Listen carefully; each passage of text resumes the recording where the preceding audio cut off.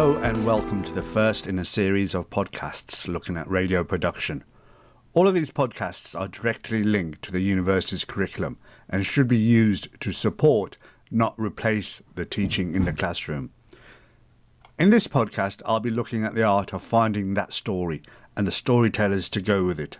Today, I'm joined by Costing the Earth producer Martin Poyntz-Roberts, who has worked across both radio and television. One of the greatest challenges in broadcasting is finding a new story.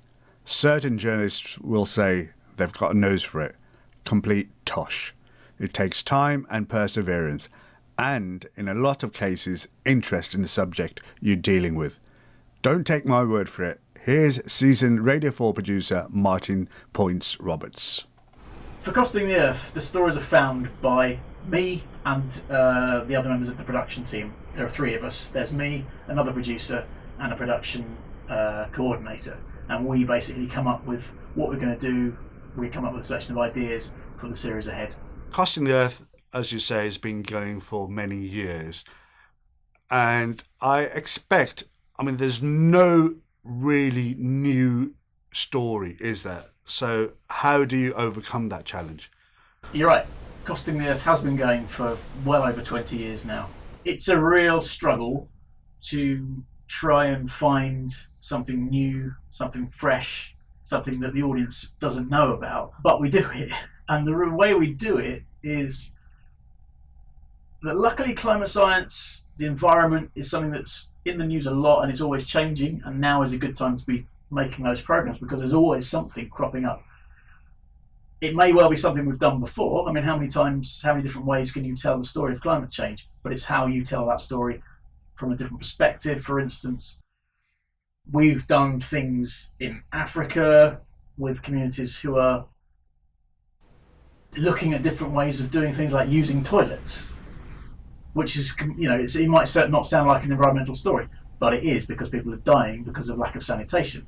We've done things also with communities who are looking at different ways of using power. So instead of having a grid network across Africa, we've looked at ways of those communities could go off grid using solar or other kinds of renewable technologies. So it's really looking at a story, but looking at it in a different way. And every now and again, you do get a story or a project that someone comes to you and says, I'm doing this. And you think, that's unique. That's something that's never been done before. I can give you an example if you'd like.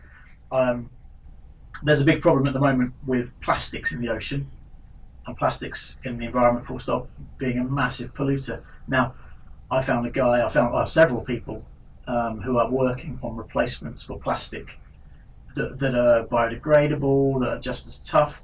And you meet these people and you think, that is a real game changer. And someone else hasn't told that story yet the way I want to tell it. And so you grab those stories while you can, but you also think, how can I tell this in a different way that isn't just a simple interview? You've got to try and illustrate it with examples of what they're doing. You take the listener on a walk around their factory, around their labs. It's a different way of taking the listener and immersing them in a world that they haven't been in. I think radio is very good for that. This is 40,000 square feet of the future of manufacturing. We like to say we're not manufacturing here, we're growing. So it's really more of a vertical indoor mushroom farm. We've got some serious equipment and some automation, but at the end of the day, it's a lot like a farm. I suppose when we came through that door, I partly expected it to be dark and earthy and the sort of environment that I associate with mushrooms, and then we come in here and it's bright and stainless steel. Yeah, that's right. And we've got the lights on for the humans here, but the fungi don't need it. So when we go home for the night, we turn the lights off and they grow just as fast. All right, so we're here in the dirty room. We call this the dirty room because it's where the agricultural byproducts, the feedstock for our process, come in to this facility. So it all starts on the farm. We work with local farmers to source things like corn stalks. This is waste, you can't feed it to cows, but really low value products. Can we actually see the material that comes in? Yeah, over here. So this rack here is really a nice visual display of all the different feedstocks that we're using. So the packaging parts being made today are made of hemp stalks and corn stalks, but we're able to use just about anything. So as long as it's got some lignin and cellulose, some food for the fungi, we can use it. So all sorts of agricultural byproducts and also some industrial waste like cellulose sludge from the paper mill down the street. So we get big sacks full of agricultural waste. They're quarantined in this room in case there's any mold spores, bacteria, any sort of bioburden that might come in off the farm. We make a scientific program, but I have no scientific background. I did a geography degree, and although it's helpful in terms of knowing how the environment kind of works, you don't need it. My skill as a radio producer is as a storyteller. I think if I can take a complex scientific subject and tell it to the listener, that's my job done. I take a story and I think, and if I can understand the story from my quite a low base level and process it and tell it to someone else, I think that's the skill of the producer, that's the storyteller. And it's not just science. I've worked on many other programs, and its ability to take information that might appear complex and disseminate it, break it down to bite-sized chunks that people that are doing their washing up, driving the car, might get captivated by what you're producing, presenting to them. Deciding on the stories is quite a fairly lengthy process. It takes us about 3 or 4 weeks, I think, of quite long research, looking through publications, speaking to scientists we know, speaking to universities. Social media is a great source these days. So, for instance, if you go onto Twitter and you put in a search for a subject, for instance, at the moment I'm making a program about the world of underwater noise pollution. You put in some of those search phrases, and usually the most recent scientific research that's being done right now, which is also key, comes to the top, and you can easily get in touch with those people. So it's a selection of sources. Then what we do, we take the information that we've gathered, we try and write a pitch. So we put together 200 to 300 words, what the story is, which will have what we call a top line. And if you can't tell the story of what you're trying to say in a program in the first 3 sentences, then don't bother. From there, we then take the selection of story ideas we have. So we have potentially 15 to 20 story ideas for a series of 11 programs. We then talk to the commissioning editor, who will then say, I like this, I like that, I don't like this, I don't like that. And then after that, if we've got enough programs, which you generally do have, we go and make them. It is a massive challenge, but the fact is there are 30 slots on the Radio 4 schedule each year that we have to fill. And if we don't fill them, then someone will come and ask us why. And it's got to be filled in a very good, intelligent, intellectual, stimulating way. And if we don't do that, then there's trouble.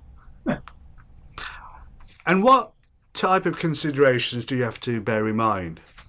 We make programs for Radio 4, and so we have to take into account the age, the slot we're in, the expectation of that slot as well.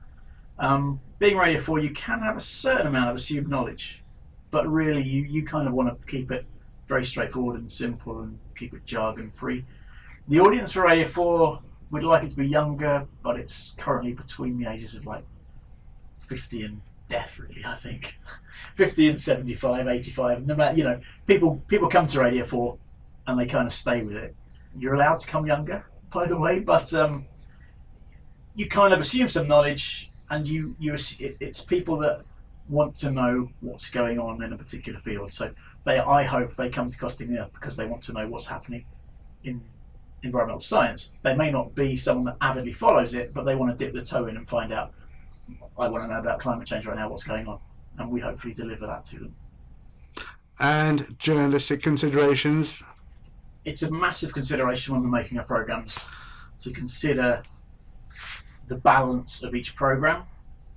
We've got to make sure what we're telling is accurate, is new, we are not biased. People don't really realise just how important and how difficult it is to balance a program, and we go so far to balance a program. So if we have someone saying, I don't want that runway built there because it screws up this, that and the other, there's always someone that's going to say, well, I think that runway's good there because of this. So you kind of weigh up the strength of the argument, and then you decide how much balance do you put on that particular argument. If someone's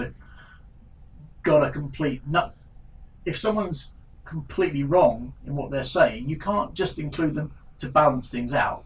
It's all to do with sensible balance and understanding the reality of a situation and understanding if someone has got an axe to grind, so you've got to find out exactly where that person's coming from.